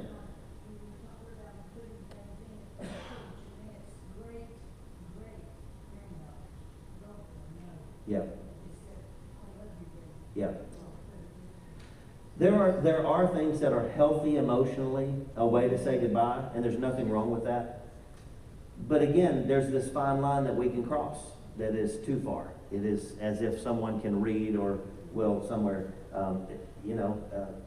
we need to learn to grieve health in a healthy spiritual manner. So it's okay to say goodbye. I think it's fun, I'll say this about Joe Smith. Bless Joe Smith's heart. I was so thankful to the Lord when Joe died. Not because I had anything in the world against Joe, but Joe was suffering from the moment that Bonnie died until the day he died. And I told somebody, I don't know, it may have been somebody in here tonight, I told him, I said, I will praise the Lord the day Joe Smith breathes his last. Because the man was grieving himself completely into the ground. And there's some of those things you say, Lord, just be merciful. This man is ready to go. And there's a lot of stuff that comes up around death that is heartbreaking. Sometimes it's a quick joy and then the memory of loss. But we need to be healthy and understand who we are and who God made us to be. All right, let's talk about forms. Yes, sir. One thing. Yes, sir. Sort of post-death for a surviving spouse, I learned this, or my family learned this the hard way. After a spouse passes away and you have joint accounts or both names are on a deed, that needs to be corrected or it'll present problems down the road. Yes. It can be very detrimental. The word and the word or are very important in joint documents. And or. Very, very important. We're going to, at the end, I'm just going to tell you, consult a legal advisor for some of this stuff. You need somebody to help you make these decisions. Beth can answer some of the ones as it relates to financial accounts and things like that. But there is a difference. And it can mean probate or not probate for some things too, by the way. If you are well prepared, you might be able to avoid probate. Mom was able to avoid probate because she owned nothing. Everything had been transferred to Dad while she was still alive. She literally had nothing. And so we didn't have to fool with it. But probate's a nightmare, isn't it not? Yes. Back there in the back. Yes, I see that. Amen. Okay, let's talk about advance directives, Dr. Hancock. What is an advance directive and why do we need it? Okay. If you remember back in the 80s when Ronald Reagan was president and Nancy's got her Just Say No program going, my words to you is not just say no, it's don't wait. don't wait. This is stuff that's important that needs to be done well before you ever think about you're gonna need it, because you may need it next week. So don't wait. The advance directives are, you are saying to your loved ones and your medical people and your financial people what you want, this is what I want to have happen, okay? Advance directives for medical stuff is to say, this is what if this is the situation, if I'm getting to the point where I have no reasonable thoughts or ways of recovery, this is what I want. Do that for your loved ones. Don't make them make that decision. Okay? Talk to them. Make sure that everybody knows this is what I want, but put it in writing. Okay? This is the record of this is what I want. We run into this. I've run into this many times over the years. You've got mama that's got a bunch of kids. Some kids want this, some kids want that. Mama's never said what she wanted, and it's a big fight. And so it puts the family in turmoil. It puts the medical people in a bad position of having to decide what do we do. And too often we have to be more aggressive than probably the person wanted to be to keep us from getting in trouble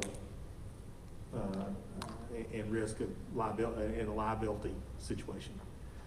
If we know this is what mama has said or daddy has said, it's in writing, they have said this is what they want, nobody can override that. But then so that's your advance directives. So you say, this is what I want. These are the people that I want to be overseeing that care as we go along, and have those people well aware of what you want. Yes, sir. How does that change, or what would be the process to get this done if your loved one has been diagnosed with like dementia or Alzheimer's? How does that?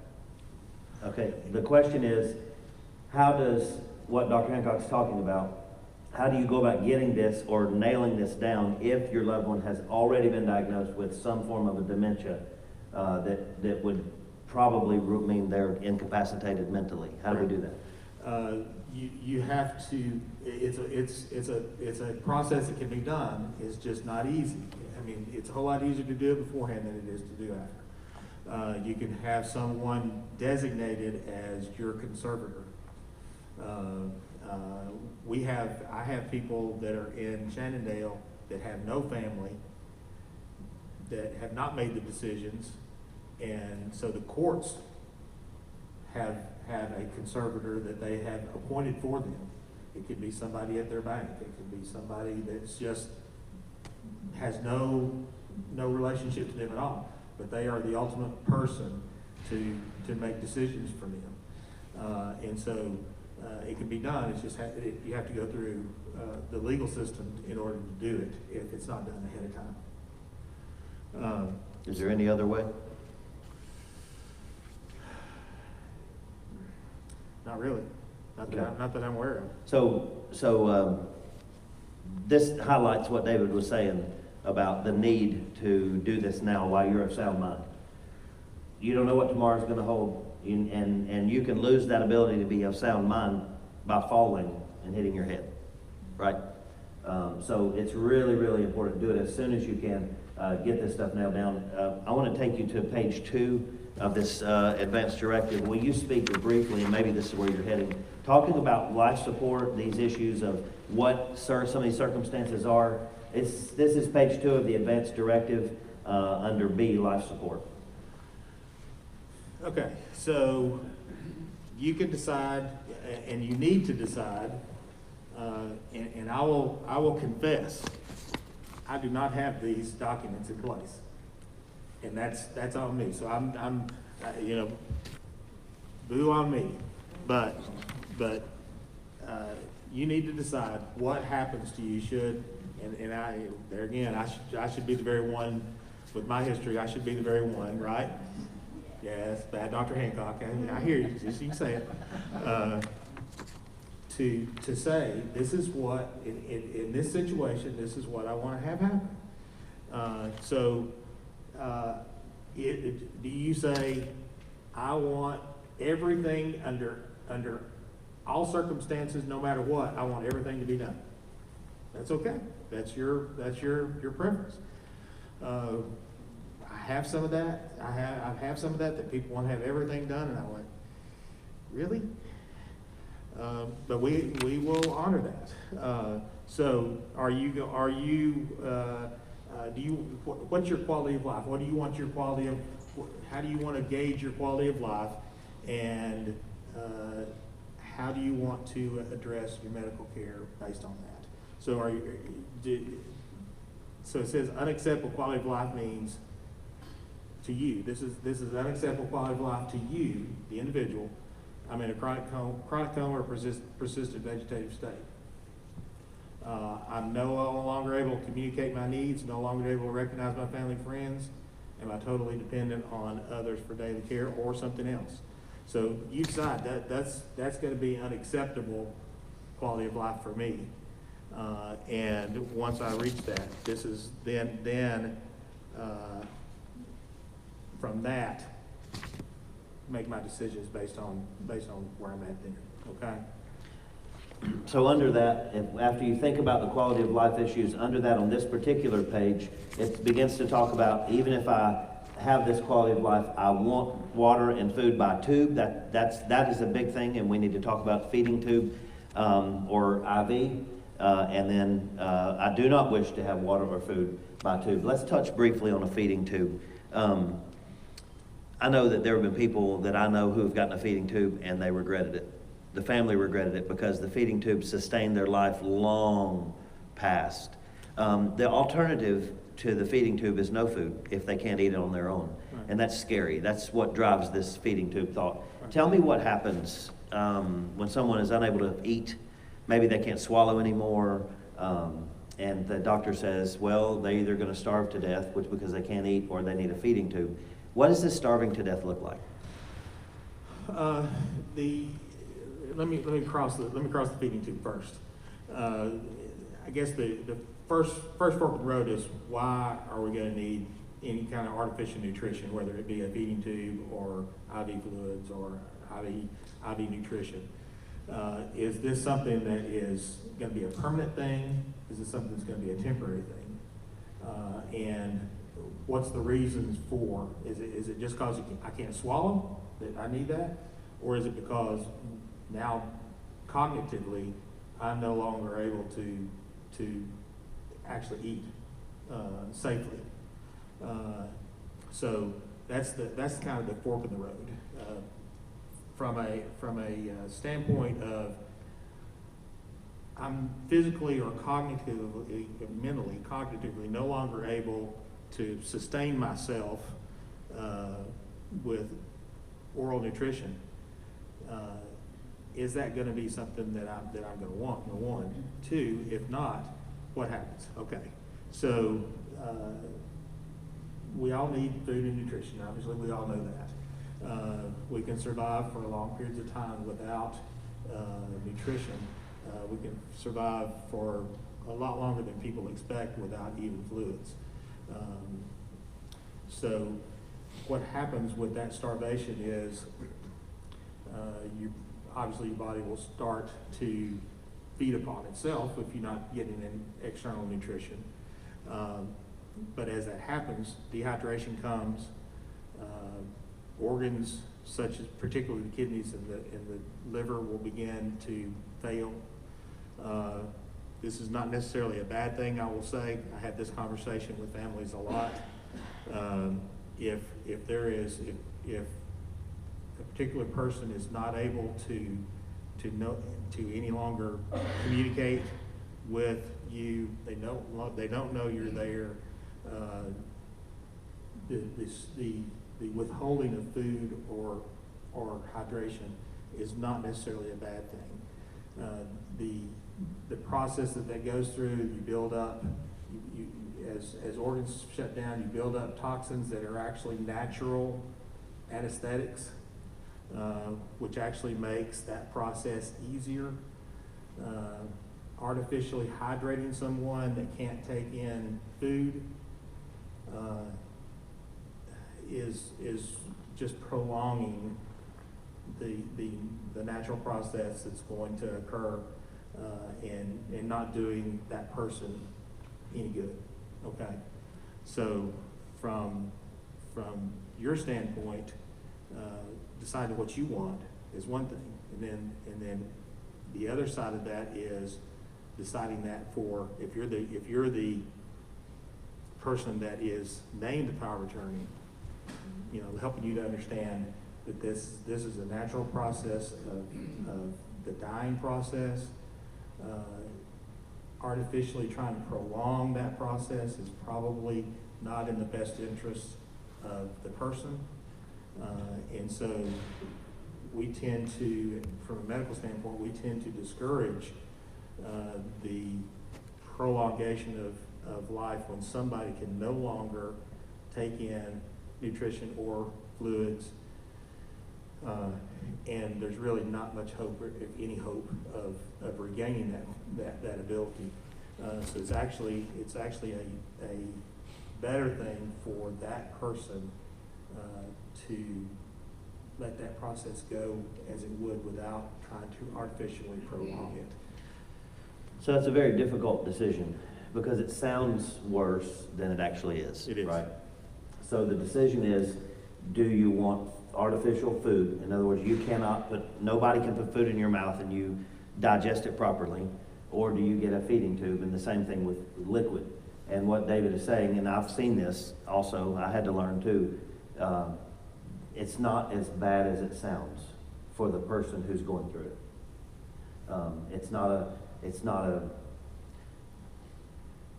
They're already from a health perspective, they're already in such a declined position that they're not just starving to death and they're experiencing all the things that you think would be terrible about not having food, and water's the same. In fact, it's worse for the people watching, honestly, than it is for the person going through it, is what I've seen. Absolutely. Yeah, so that's tough. It's really difficult. Yes, Cheryl? I went through that with my mother. They put it in temporarily, and then she had all her documents. So I just handed it to them. I said, she doesn't want this. And they told me, they said, we'll keep her comfortable. She was in comfort care. And they said, it's easy. And that made me feel a lot better. I mean, but they said, we'll keep her comfortable, but it's okay. Yeah. Right. Yeah. Okay. Do a couple other hands. Yeah, other questions about this? So we're asking you to think about what you want for you down the road. Maybe tomorrow, maybe in 10 years, but we're asking you to think about what you want, and it is wise to think about those who are going to be with you. That's being graceful and merciful to them as well, but you got to think this stuff through. Remember, this keys off of those quality of life lists, those 4 or 5 things that were over there. These are the criteria in which I want somebody to make this decision for me. And then this is what I want or don't want. Let's talk about, this has listed here, CPR, ventilation, things like that, dialysis. Talk to us about do not resuscitate and those sorts of situations. So part of the Advance Directives is to decide, do I want to be resuscitated if something acute were to happen to me? That's kind of the first decision you want to have made. If you were to fall out right here, and there was a medical team right here, what do you want them to do CPR on you, or do you want them to let you go? The second kind of fork in the road is if you don't, let's say if you decide you don't want to be resuscitated, that's fine. If you do want to be resuscitated, how far do you want us to go? Okay? Do you want us to do CPR? Do you want to be intubated? Do you want to just maybe go as far as having external ventilation, where devices without actually being put on a ventilator? Do you want to have medications administered? You know, how aggressive do you want to be? And you can lay all that out as far as what happens in an acute phase if something were to happen to you. Do you want to have everything can be done? Do you want to have nothing done, or do you want something in between? Let me speak to that just briefly. And I don't remember who told me this, but their decision was they're willing to have CPR, manual CPR. They're not willing to have external mechanical sort of thing to try to bring them back. And so they said, if I have a heart attack, perform CPR. If they can bring me back, fine. If they can't, I don't want anything else. That's as far as I want to go. Almost as if to say, I'm okay with what man can do with no machines, so to speak. And that was their line. That was the line that they chose. And so I think that's a reasonable way to think about it. If you, I don't mean that that's what everybody should do. I just mean it's a way that we process through these kinds of decisions. And so what he's saying is, you know, do you want a breathing tube? Here's the big challenge that I see personally with breathing tubes and ventilation and feeding tubes. Taking them out. The decision to stop is a grueling, awful decision. It's one thing to say, oh yes, give them, help them, but then for what, right? And so 3 days later, 10 days later, the doctor says, what are you going to do? And now you have to decide, now the burden is on you to say, okay, turn it off. That's a burden not many of us want to carry. And so that's, when you're thinking this through, it's not just about, am I prolonging my life? It's, am I prolonging my life to what? To what, right? So be aware that those decisions that families have to make to, yes, turn things off, are awful. Because there's always that question, what if we'd waited another day? What if, you know, let's give the Lord some time to work, or let's do whatever. That's awful. I'm telling you, they're awful decisions. And I'll tell you what, I will pray for you, and I have prayed this for people, it seems like lately every week. Lord, will you make this decision for them so that they don't have to? So that they're not faced with that turn off or medicate or not medicate or treat or not treat. Lord, just take it off their plate. And let you, whatever your will is, we'll trust you, right? That's what I pray, because I'm telling you, deciding to turn off a loved one, turn off the air, turn off the machine, you just don't want that. I'm just telling you, you don't want it. Dave, let me say this. Buck had a sister that had dementia. Her son let him put her on a feeding tube. She was on that feeding tube for 10 years. David Oxendine's mother, as I recall, was on a feeding tube. They told him it would be temporary, about 6 months, and then she would be gone. 9 years. 9 years. So these are very, very difficult decisions to make. Can I just come back to a spiritual truth, though? If you know the Lord and you know where you're going, this comes a lot easier. You know, you don't have to look at a doctor and say, whatever you can do to keep me alive, I'm scared to death to die. You don't have to look at your doctor and say that. You can say, Doc, I'm going home. And I win, and I win. If you leave me here, I win. If you take me home, I win. I met with a fellow the other day, and we were talking. He had a heart attack recently. He's 80-some years old. And I said, tell me about your heart attack. And he said, well, you know, I had this whole heart attack, and I was getting ready to take a trip, and I was going on a mission trip, and the doctor said, no, you can't go on that mission trip. We've got to have your surgery. He said, nope. He said, I'm going on this mission trip, and if I die, I die. If I make it back, then we'll talk about it. He said, because I'm going to heaven, and I'm not going to do I'm not going to back up on what I told the Lord I would do. And he was here. He had already been on his trip. He was already back, and the doctor had done what needed to be done, and everything was fine. But he was content. He was content with what the Lord had. And he knew that the Lord could sustain him to the surgery or not. You know, the Bible says we can't add one single breath to our life by worrying. We can't. And so, when you have a healthy understanding of Christ, his purchase of us by his blood and where we're heading, this gets a whole lot easier. You want to add? My dad told the doctor, he said, God and I have this, and the doctor said that helped And I didn't realize how much it meant to them to know where somebody was. You know, before you speak, doctors are stuck.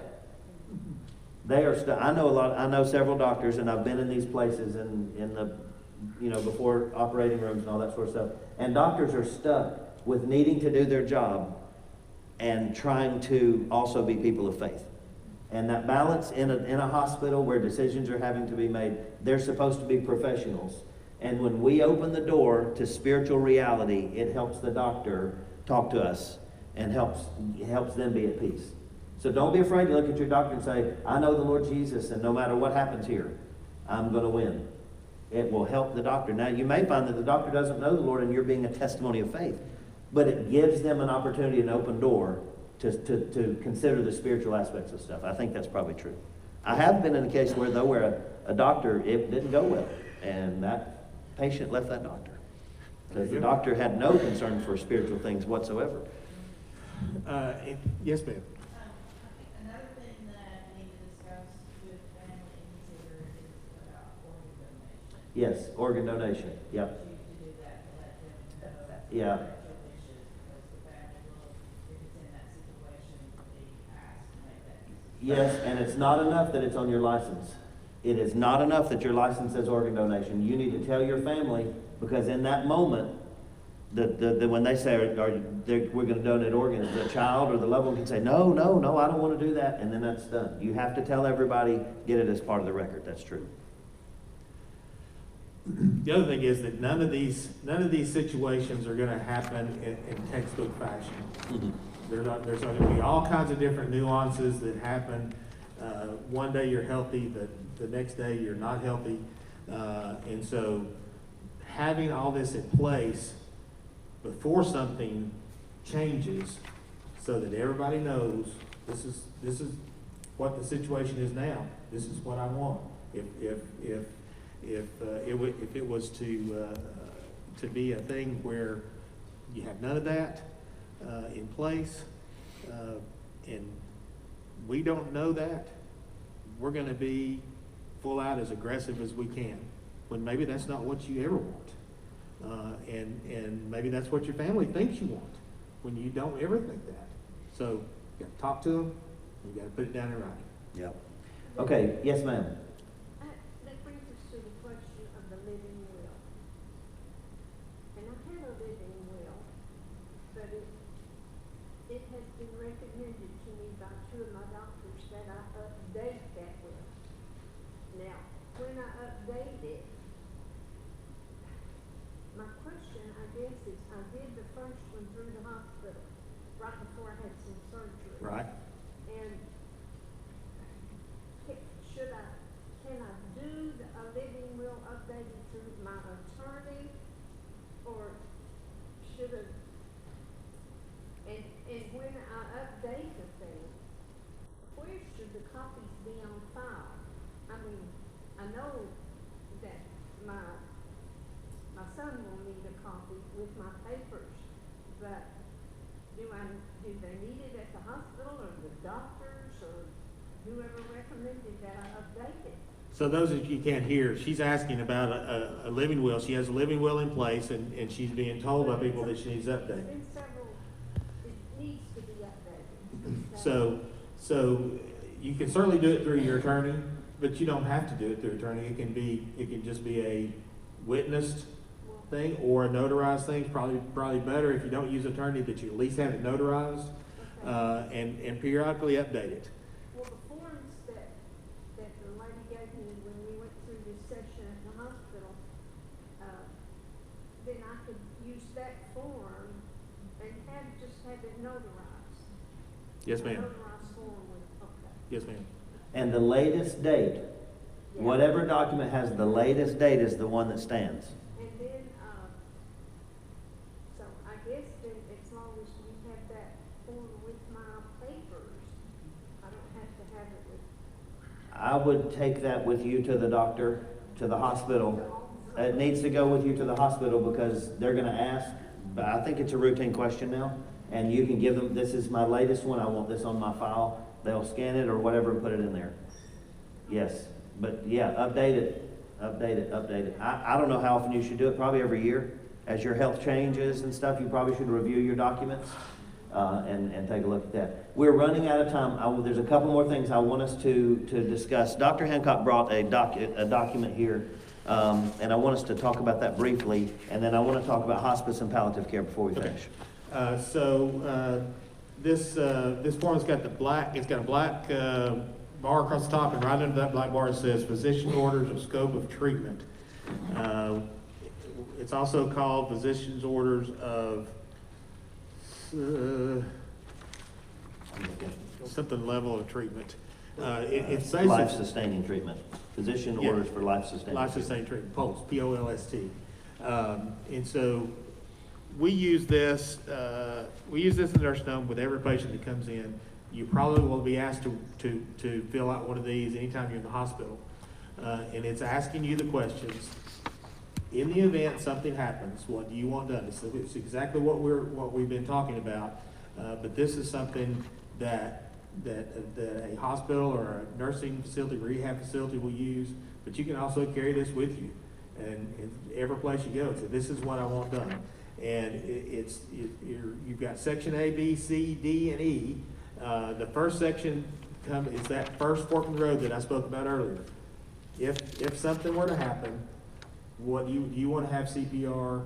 Do you want to have life-saving treatment, or do you want nothing done? Okay.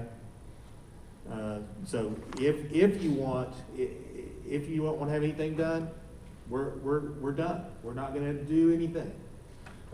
If you want to be resuscitated, CPR or all the other things, go to section B. What do you want to have? What do you want to have happen? Do you want to have intubation? Do you want to have? Do you want to be shocked? Do you want to have IV medications? That kind of thing. What do you want to have done? Do you want to have everything done? Do you want to have only things to keep you comfortable, or do you want something in between? It's spelled out in that. If you say you only want comfort measures, and particularly that being helpful for us in a nursing facility, you want to have comfort measures. We're not going to send you to the hospital for any reason, and we're going to keep you there. We're going to keep you comfortable because that's what you have said that you want to have happen. Okay. If you want full treatment, then you say, okay, I want everything possibly done to save my life. You can say, this is what I want, and this is what we'll abide by. Then you get down to section C, where it talks about antibiotics versus no antibiotics. See, some people will choose to say, this is where I'm at with my health. If I get sick, let it go. There are people that choose to do that, and we have abided by that in the past. Then you get down to the section of IV fluids and artificial nutrition. Do you want to have that done? Either of those. Do you want to have those done? You put that down and you decide this is what I want. You sign it, or if you are not in the position to sign it, you have a power of attorney. They will sign it for you, and then it's signed by the physician that's taking care of you. So this is just a concise way of saying what you want to have done. So the difference between this document and what we've talked about, living will and advance directive, is the doctor, a medical representative, is signing this and becomes doctor's orders. So when you go through this process, this is not just saying my family has my wishes. This is the doctor has signed it, almost a prescription, so to speak, right? Yeah. Of standing doctor's orders for whatever that treatment plan or strategy is as you're faced with those kinds of challenges. It's really most beneficial in some kind of a medical facility. All right. Yes, ma'am. Should each one of your doctors have a copy of this? Like a heart doctor, a family doctor? The living will and this document are the best ways that you can communicate to everybody Every doctor. what your desires are.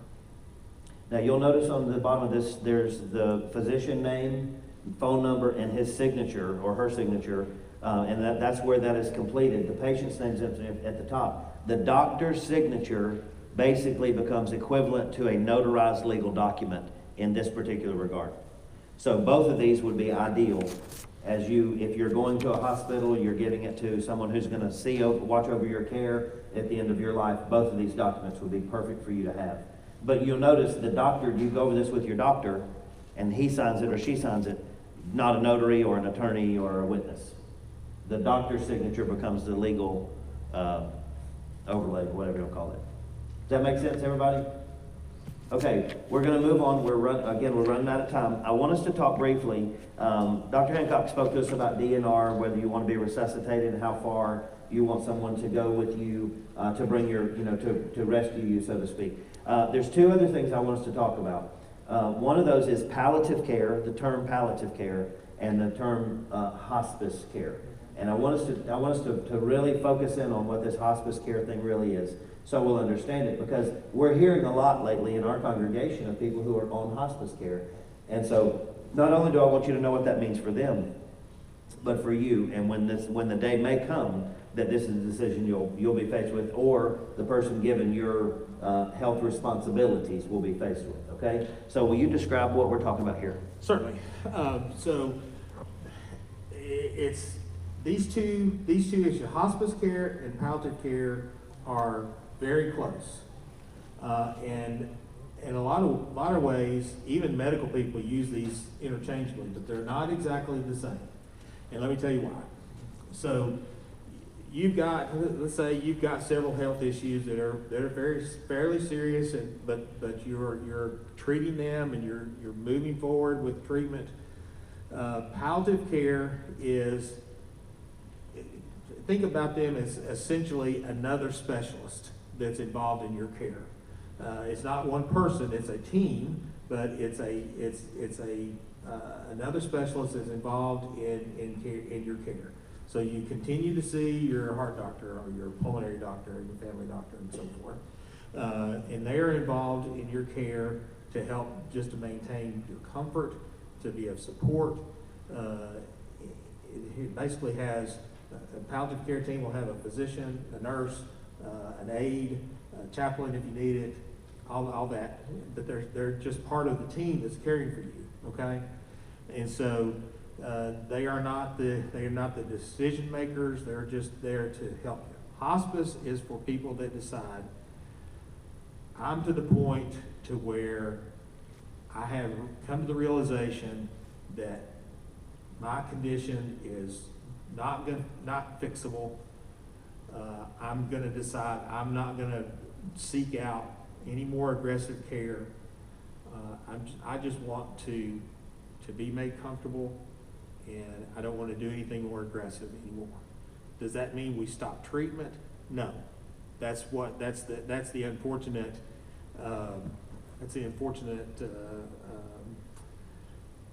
connotation that people have for hospice, is that, well, we just stop everything and we just give you pain medicine and take you out. That's not the case. The difference between palliative care and hospice care is hospice becomes now your primary care, your primary source of your health care. So you're saying, I don't want to go to all these doctors anymore. I want to just maintain what I can, be comfortable, and I don't want to do anything more aggressive anymore. And so that's the difference between the two. We typically say that hospice, to qualify for hospice, you are likely to be in your last 6 months of life. Now, I have known bunches of people that have way outlived that 6 months. I also know of several people that we thought were on their way out, not being God. We didn't understand His plan, and they get better, and we say, no, you don't really need hospice anymore, and you don't really qualify anymore under the guidelines of hospice. And so I've had people that have gone in and out of hospice a couple of times. We think they're good. We think they're on their way out, and they get better. And well, we don't need hospice anymore. Let's just go back to where we were. So I understand it's a really close nuance, but it is a difference. But if you think about it just in that way, that palliative care is another specialist involved in your care, your ongoing care, that you're continuing to try to fight, you're trying to get better, or you're at least trying to maintain where you are. They're there to help you. If you decide really nothing more that I can do, or I'm just tired and I don't want to do this anymore, then hospice is the person that's the group that's going to help you with that. Hospice can be done in a hospital, it can be done in a nursing home, it can be done in home, and it can be done at a hospice facility, which there's one now on Dry Gap Pike. Anybody know where that? I think it's just around from Turkey Hills. I think it's the facility that used to be the St. Mary's Hospice. No, they closed that one. Is it? Yep. It is on Dry Gap? Okay, yeah. They've opened a new one. There was a Methodist church or something, and they've built, it's now a hospice unit. It's only been open, not even a year, I don't think. But there is a hospice unit, so there's that. Now, I hope we've answered a lot of questions, and I hope we haven't raised a whole lot more questions for you. But it seems that it's been beneficial, and that some of you have nodded and you said, okay, yeah, I need to do that, or I'm in great shape, or whatever it might be. We've got just another couple of minutes here, maybe 3 or 4 minutes. Do any of you have any other questions that we can try to answer before we wrap up? Yes, ma'am. Does the doctor have to recommend you to go to hospice, or is that something you do yourself? Either. It's not required. You can seek out that on your own. It's not required. It's probably helpful to let your doctor, kind of facilitate that process. But yeah, you can seek that out on your own. Okay. You mentioned probate, and I guess I don't understand all that. Probate goes along with a will and the settlement of an estate. And it is complex, and it is long, and it is frustrating, and you need an attorney. I mean, honestly, you really do. Your mom needs an attorney. Somebody needs an attorney to guide you through all this sort of stuff. You don't have to have an attorney to go through probate, but an attorney might help you avoid some of the mess before you get there. Even if you have all the documents? Yes. If she has anything, well, I guess we're talking about your mother. But even if we're not, if the person who has died has anything, any assets, you're pretty much going to go to probate. If that has not already been sorted out and designated to where it's going. One of the things my mother did is she, in the last couple of weeks, she talked with us and she gave everything away that she had. And she documented it all. And so, I got a little piece of furniture that I wanted, and I don't remember what it was, but she wrote it all down. This is what I want. She had jewelry. She had already sorted out all of her jewelry of value. She said, I want my oldest sister to have this, my middle sister did all this. Everything was written down so that when she died, she owned zero. She was not on any accounts. Nothing happened, and there was nothing to go through probate with. It's planning ahead. Everybody doesn't have the privilege that we had. Mom knew she was dying, and she was still of sound mind for weeks. So she took the time and did everything she could for us and to make things easier for us. And I'm telling you, there was a handwritten note, and it would be like the diamond, my engagement diamond, and the daughter that was getting it. I mean, down to anything of value, she laid it all out, and we were able to avoid it. But Dad was still there, and Dad was the owner of the house. Dad was the owner of the cars. Dad was all of the stuff. The only thing that was left was life insurance policies, and they had a specific beneficiary already listed. And the court doesn't have to get involved on things like that. Okay. Yes. Under Tennessee law, like when we passed away, I still had not, just had my name put on it, his name is still on it. And do I need to get that? Wow, I am not a lawyer, but I would say yes. Or to your son or somebody. Did they provided that certificate anytime that changes hands?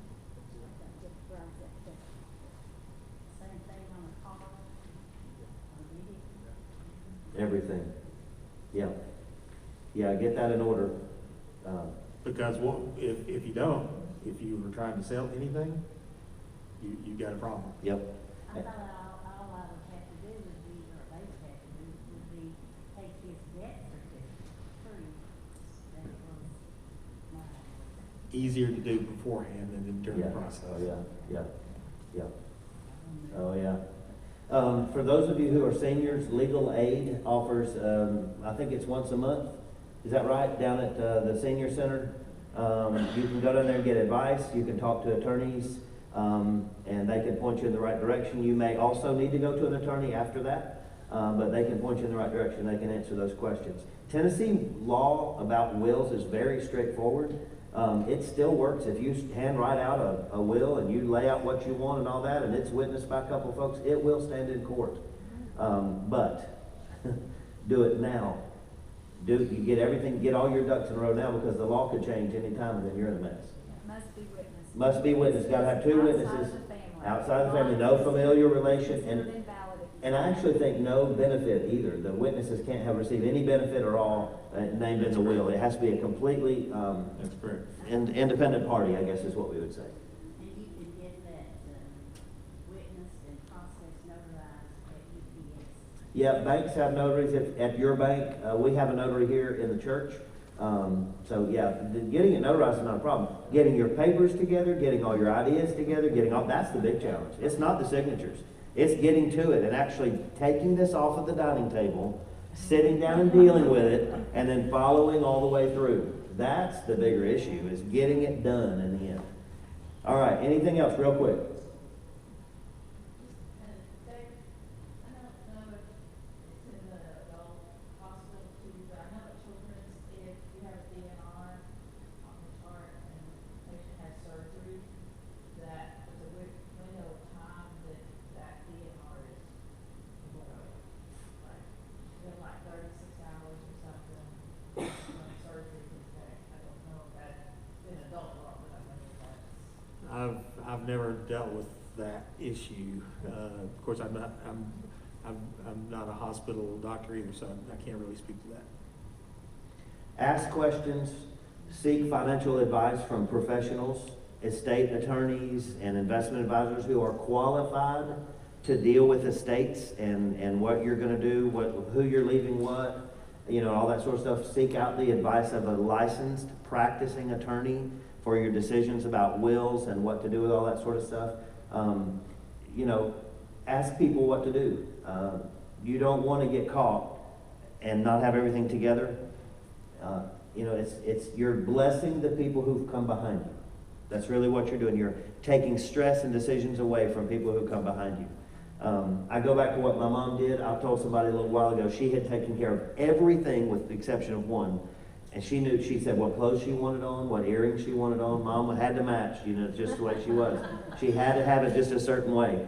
But there's one thing she didn't do, and that was pick out her casket. She had paid for it, but she hadn't picked it out.